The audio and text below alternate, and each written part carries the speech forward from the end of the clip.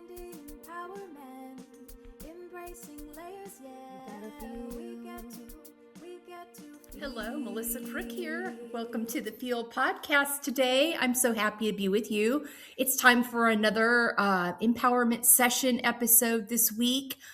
I'm going to go back to the very beginning, and I realized I haven't done this in a while. I mean, if you listen to the very first episode I dropped in July of 2021, I go into this quite a bit, but that's been 4.5 years ago, and there's been a lot of growth and evolution and broader thinking that has come into this field framework that I have created. So I thought, let's go back to the beginning, the original creation of this field framework, these 8 key talking points, these 3 key questions, and how they came to be. I mean, you can go to the website, bracinglayers.com, on the Work with Melissa page. It tells my story and how I decided to do this work and why, but I haven't talked about the individual creation for a while. So for those that are new, I thought this would be a good time to revisit that. So that's what we're going to focus on today.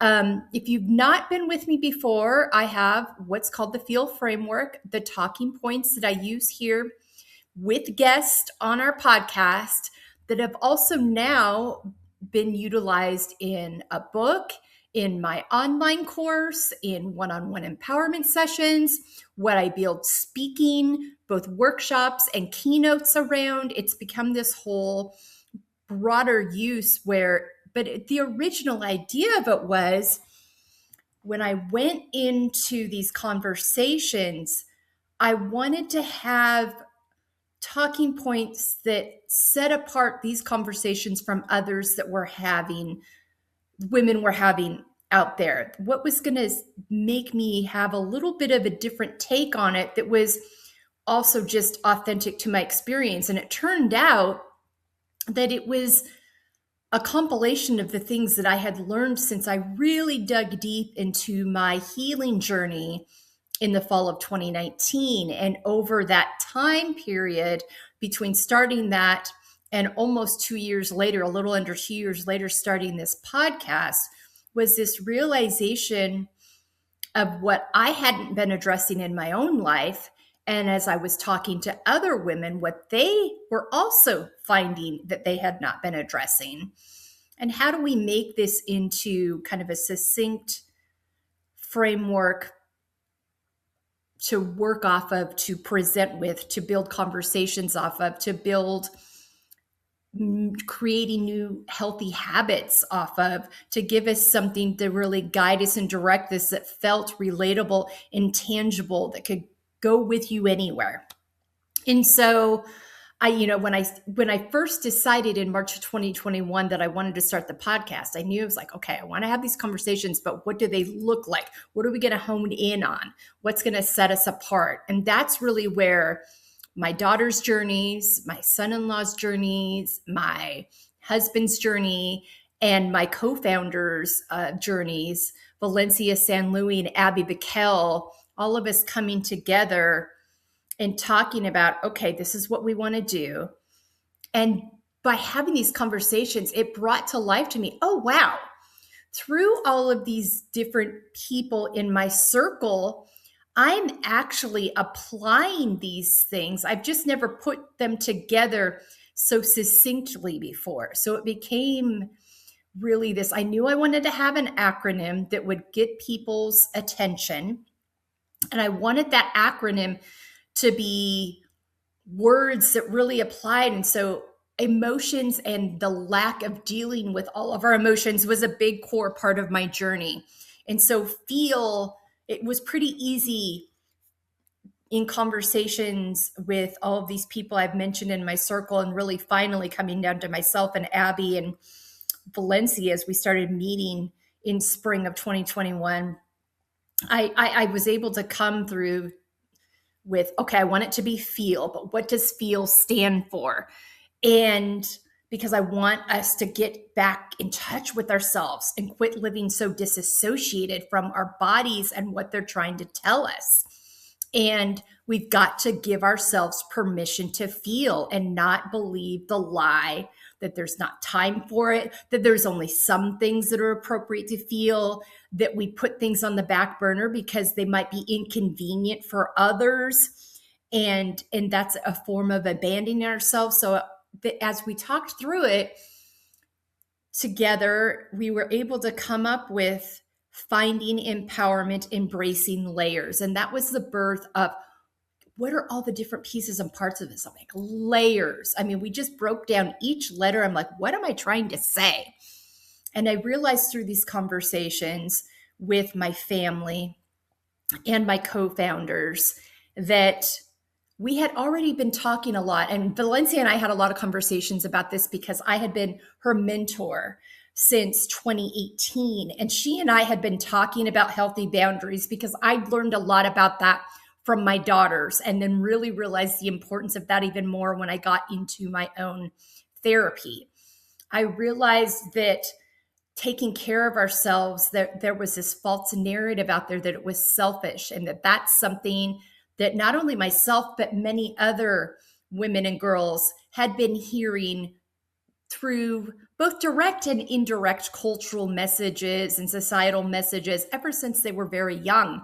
And what it looks like to take that apart and speak, no, actually, if we fill our cups, everyone wins. They get a fully resourced, present version of us, healthy version of us with them.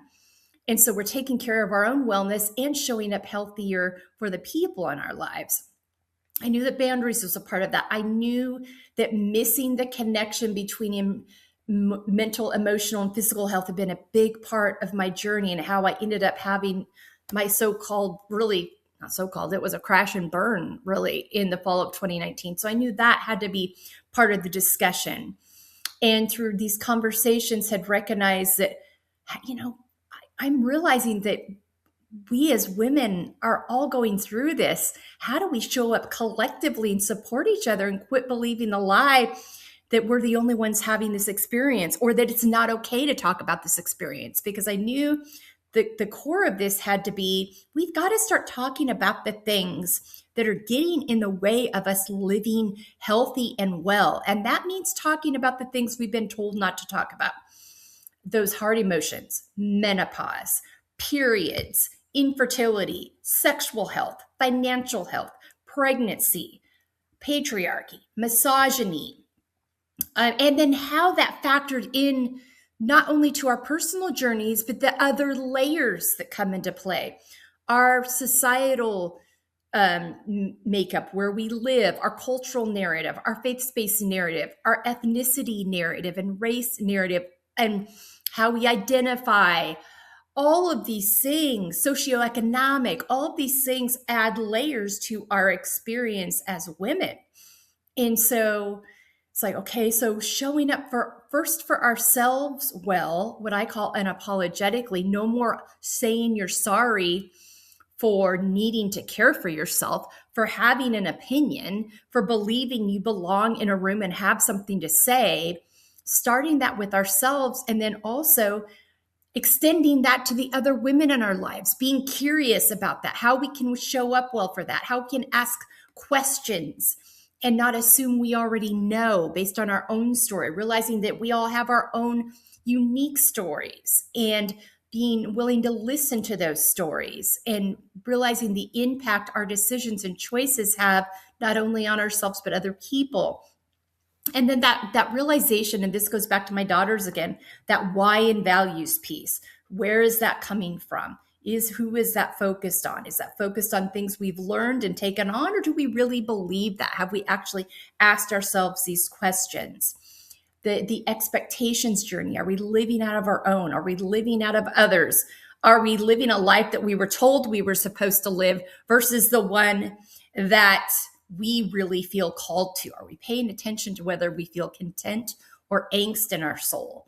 And then the realization of the importance of embracing those layers, that we no longer live in shame and judgment, that we no longer are pushing things aside that make us uncomfortable or make other people around us uncomfortable, that we're giving room for all of it to breathe with curiosity rather than judgment. Such a key component I learned through my therapy.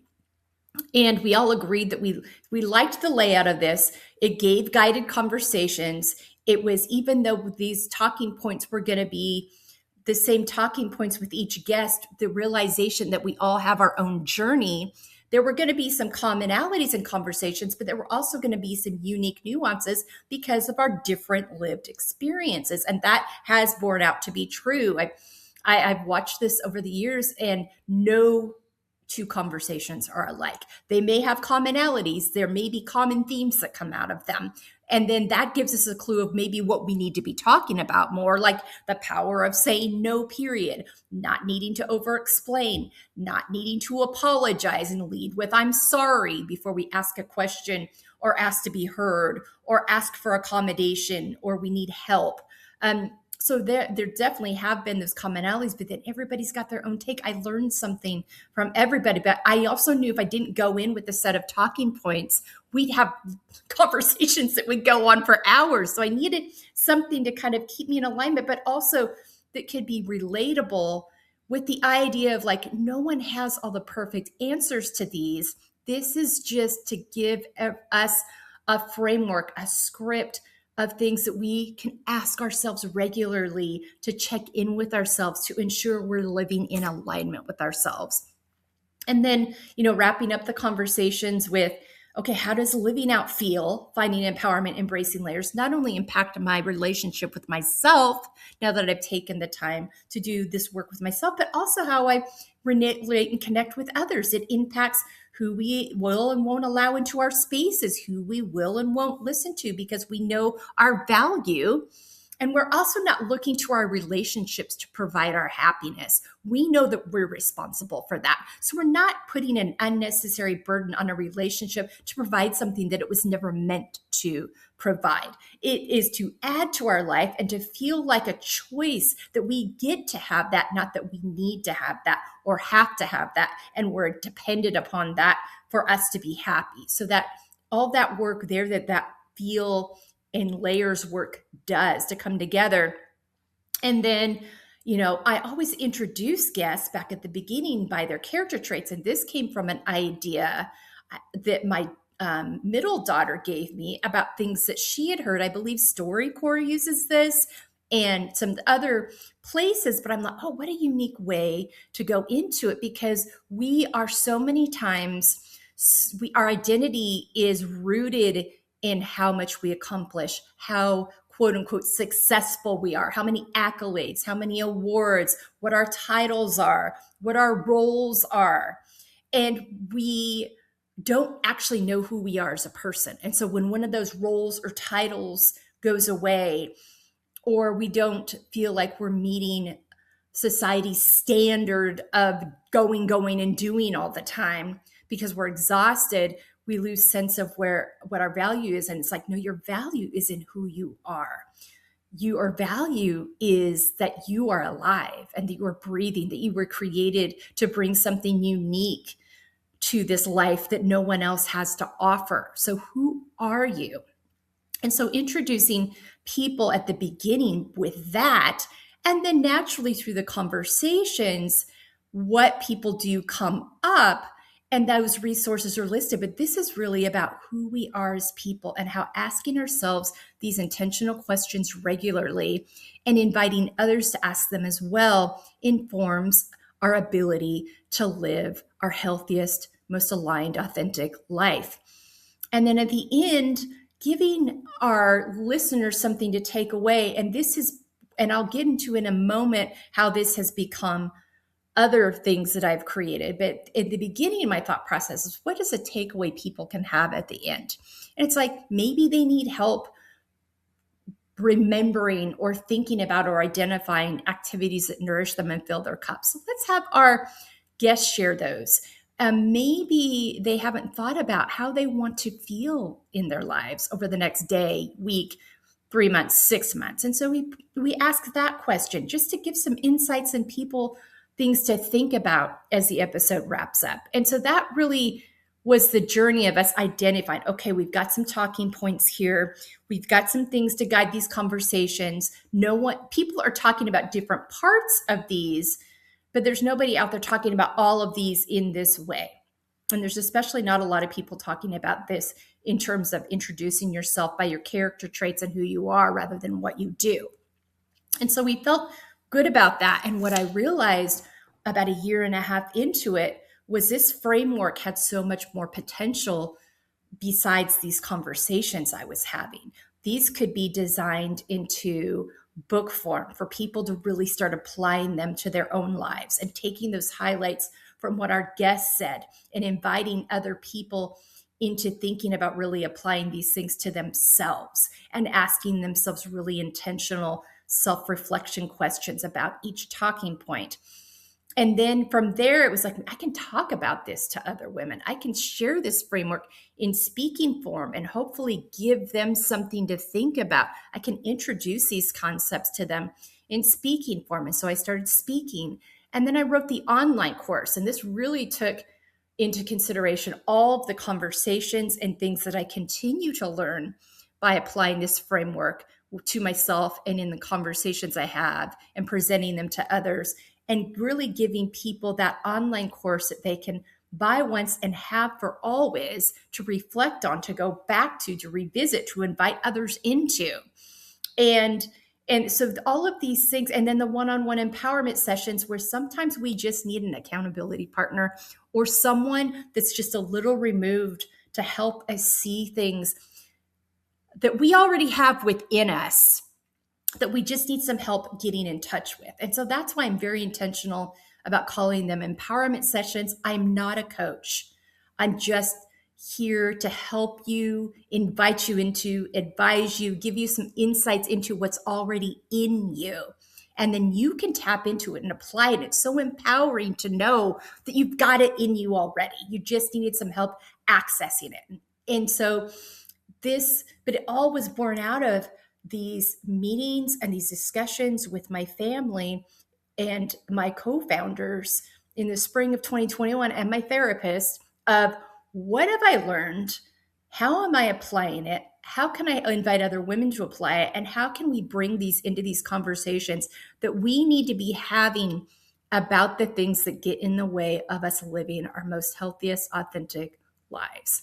So that was the beginning point, and then it has branched out into all of these other pieces. I had no idea that was going to be the case. When I set these out in 2021, I could not have put these together without the help of my co-founders, Abby and Valencia, of my daughters, of my husband's insights, my son-in-law's insights, my therapist's insights. These people all fed pieces into things they'd observed with me, things they were going through themselves, things they had learned. And this really helped me see, wait a minute, this is actually the things that I'm asking myself. I've just never put it in this form before. I know how much it's helped me and those ones around me. This, I think, can be a really helpful way to have conversations and get other women thinking about this too. And as I did that, the realization of all the potential of the FEEL framework really became clear.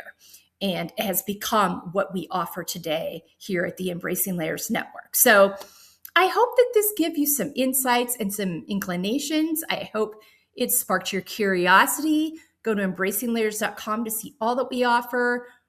Take a look at the PDF to get you started on some 3 key questions to start getting curious about yourself. They're also great icebreaker questions to ask others. And consider next time you meet someone introducing yourself by your character traits and then asking them, what are you passionate about? What fills your cup? Get to know them as a person. It's just a different lens than just automatically asking people what they do. So I hopefully found this helpful and insightful and gave you a little bit of an inside look and a reminder, if you've been with us for a while, where this all birthed from and the thinking behind it. You are worthy. You are valuable, and you get to choose. Thanks so much for being with me today here on the FEEL podcast. Take good care, and we'll see you next time.